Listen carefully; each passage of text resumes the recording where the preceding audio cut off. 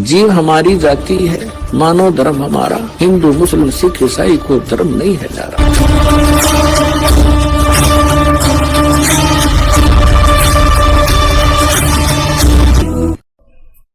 अपने आत्माओं जैसे ये हमारे एक बीमारी ला रखी है इन नकली गुरुओं ने, कि जैसे आप जी का कोई भी घर का सदस्य मृत्यु को प्राप्त हो जाता है, फिर उसके शरीर को सभा करने के उपरांत, अंतिम संस्कार करने के उपरांत उसकी अस्थियों को गंगा में डाल के आना कंपलसरी बना रखा है।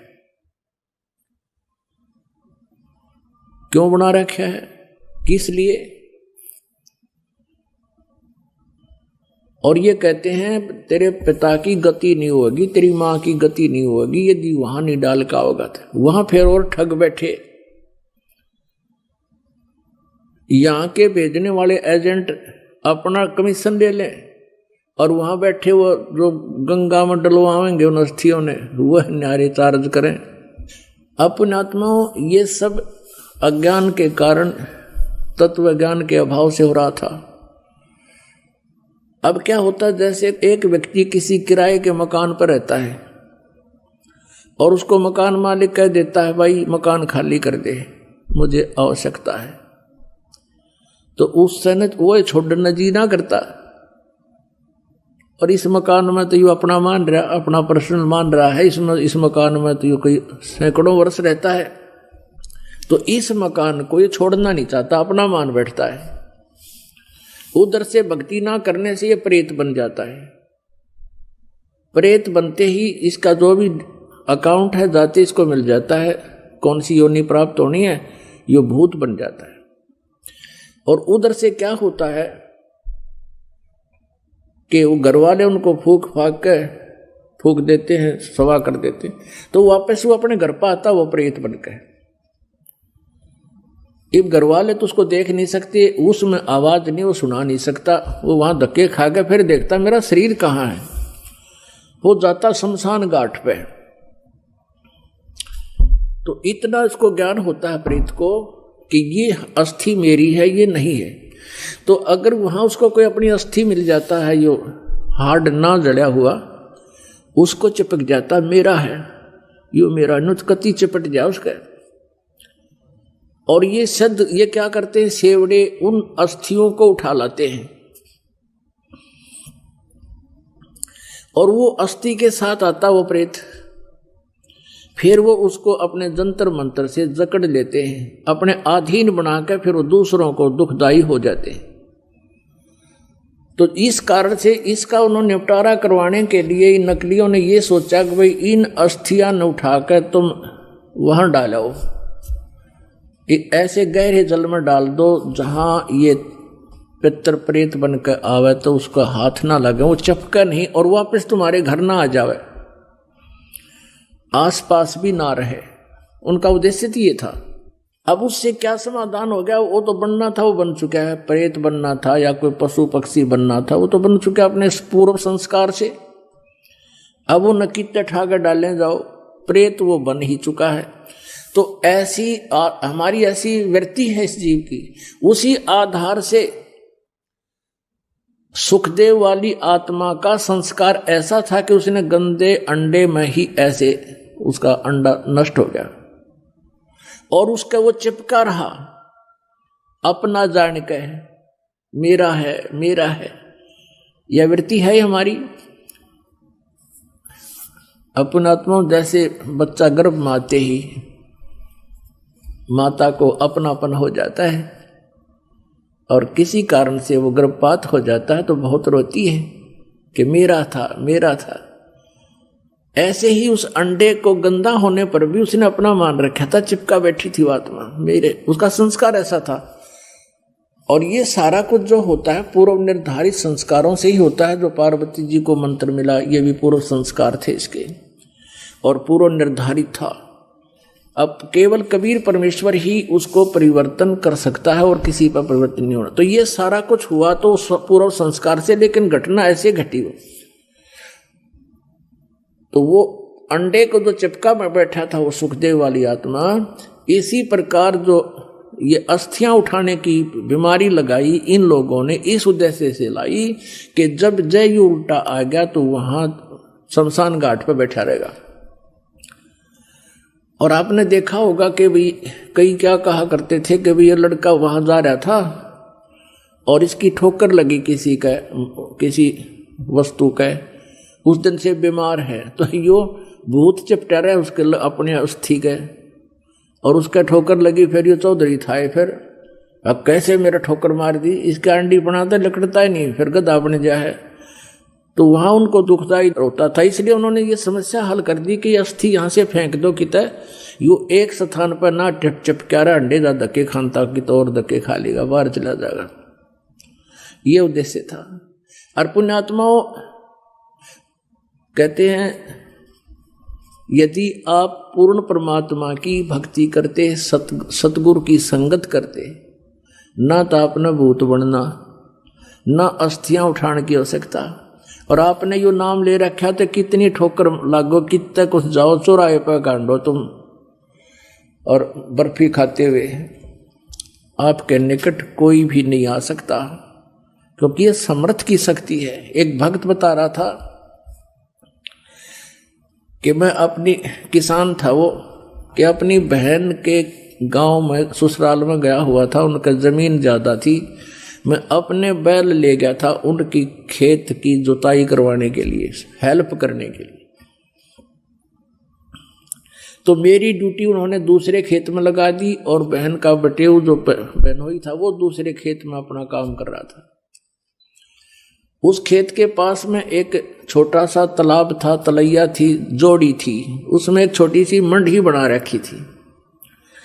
और कोई वहां पर एक 5 किलो एक बेली होती थी, 5 किलो गुड़ का एक ही आइटम बना दिया करते, पेड़ा सा इतना बारा, वो चढ़ा गया वहां, वो को पीर प्यार था, पीर की मड़ी थी।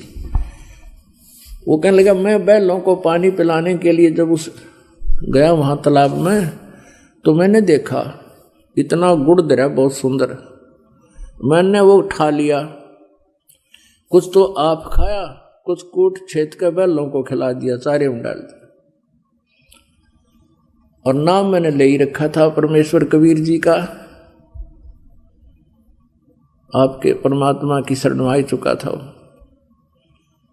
तो फिर मुझे वो इतनी दूर दिखाई दिया, एक दोपहर के समय वहां बैठा था मैं, कम से कम 50 फुट की दूरी पर एक 3 फुट का आदमी, सफेद दाढ़ी, सफेद कपड़े और 9 आँखें लाल कर रहा, कहने लगा तू ठाडे की शरण में था, ना तेरा बक्कल तारू उतने मेरा गुड़ खा लिया, तो तगड़े की शरण में था इसलिए बच गया, ना तेरा बक्कल तारू तने मेरा गुड़ खा लिया। ये भूत बेटी के बाप खावे कुत्ते, उनको भी यही आभास है कि मेरा है, बस धर दियाड़ा मेरा हो गया भी। तो पुण्यात्मा आप समर्थ की शरण आ चुके हो, ये तो आपका असर करें को नहीं।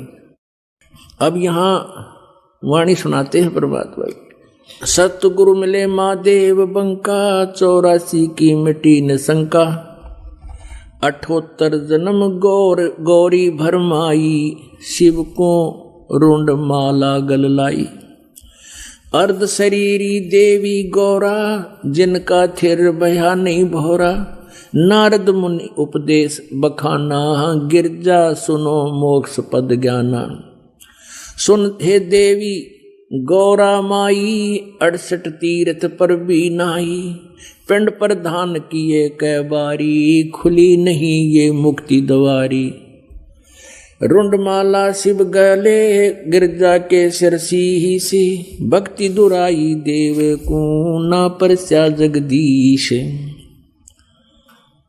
तुमरा देवी रूप विशाला, शिव तो पैर रहे रुंडमाला, बहुतक परलय हो जाई, लंबी उम्र शिव कलयुग के माई।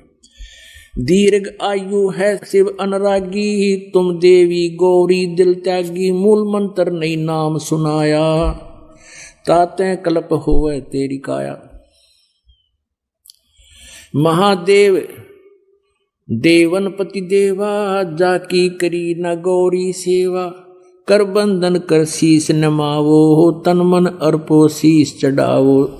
शिव है मोक्ष मुक्ति के दाता, तो से भेद कहूँ गौरी माता। अब यहां गरीबदास साहिब जी ये जो वाणी बोल रहे हैं, ये जो नारद ने बोली वो बोल रहे हैं। ये ना समझ लेना आपके इसमें लिखा है कि शिव जी देव उनके देव हैं, नहीं। ये नारद जी की बुद्धि के सतर से बता रहे कि वो भगवान शंकर को देवनपति देव मान रहा था, सबका मालिक है। चरण गहो चिंतामणि केरा, ताते प्राण अभय हो तेरा। कमल रूप देवी दिल की न्या, नारद मुनि उपदेसी चीन्या। जद आए शिव मंदिर अवधूता, देवी चरण लिए सतरूपा। चरण पकड़ रोवत है बाला, मोरे शीस किए रुंडमाला। मोसे भक्ति दुराई देवा, मैं जानी नहीं तुमरी सेवा। मोसे भक्ति दुराई स्वामी, हमसे भेद कहो निज दामी।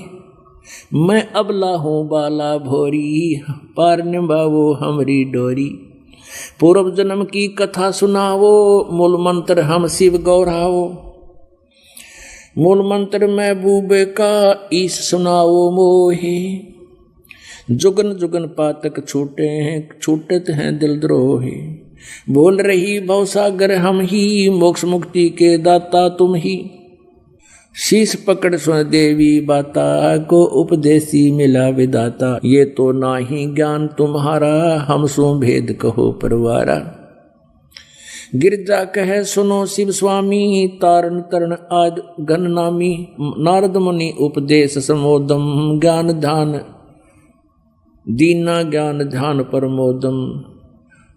अब यहाँ जब पार्वती जी भगवान शिव के चरणों में गिरकर रोने लगी, तो भगवान शिव जी क्या कहते हैं?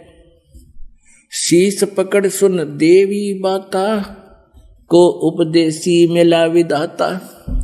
पार्वती के सिर को छूकर भगवान शिव जी ने कहा कि मेरी बात सुनो देवी, ऐसा कौन भगवान मिल गया तुझे आज तेरी ऐसी बुद्धि बदल दी? ये तो ना ही ज्ञान तुम्हारा, हम सो भेद कहो परवारा। गिरजा कहे सुनो शिव स्वामी, तारण तरण आद घन नामी। नारद मुनि उपदेश सुमोदम, मेरे को नारद जी ने ये सारी बात बता दी। और दीना ज्ञान ध्यान प्रमोदम। अपुनात्माओं क्या बताते हैं भगवान शिव जी? बनखंड चलो गौरी दीवानी, पंछी सुने ना हमारी वाणी। के चलो जंगल में चलेंगे, बनखंड में ऐसे स्थान पर बैठेंगे कोई पक्षी भी हमारी बात ना सुन ले, हमारी वाणी ना सुने। जहां एक सुख क्या तरवरता क्या, शिव को आसन तहां वहां राख्या। जहां एक गंध अंड तिस माही, जिस जानत है समृत साई। बनखंड चलो गौरी दीवानी, पंछी सुने ना हमरी वानी। जब शिव कर से लाई तारी, उड़ गे पक्षी नर और नारी। अब क्या बताते हैं? आसन पदम लगावो गौरा, मेर दंड सूदा कर भौरा। अब कहते हैं आसन पदम लगा पार्वती, और मेरुदंड को, मेरुदंड भी कहते हैं इसी को, बैकबोन को, रीढ़ की हड्डी को, कि इसको सीधा कर ऐसे। चंद्र लगन में सुरत लगाओ, सूरज सुर को बंद खमाओ। गौरी आदि गणेश मनावो, हो किलियम किलियम ध्यान लगाओ। प्रथम मूल कमल को जानो, चतुर पंखड़ी लाल बखानो। ये प्रथम कमल है, मूल कमल जिसको बोलते हैं। दूजे स्वाद चक्र को देखो, श्वेत वर्ण रंग सुरत विवेको। सठ पंखड़ी प्रीत परेवा, जहां बसते हैं गंधर्व देवा। तो ये सब वो नामों का जानकारी दे रखी इसमें, जो दास आपको देता है। पार्वती जी को भगवान शिव ने यही मंत्र दिया। अपुण्यात्माओं, अब यहां बताया जा रहा है कि समर्थ पूरा गुरु हो, जिस सत्र का भी हो। जैसे कोई प्राइमरी कक्षा का टीचर है, तो वो भी टीचर पूरा हो। और जैसे कोई मैट्रिक यानी 10वीं तक का कोई अध्यापक है, वो भी अपने सिलेबस से ठीक परिचित हो, वही भला कर सकता है विद्यार्थियों का। तो ऐसे ही भगवान शिव ने पार्वती जी को प्राइमरी तक का ज्ञान दिया था, इतना ही टीचर थे वह।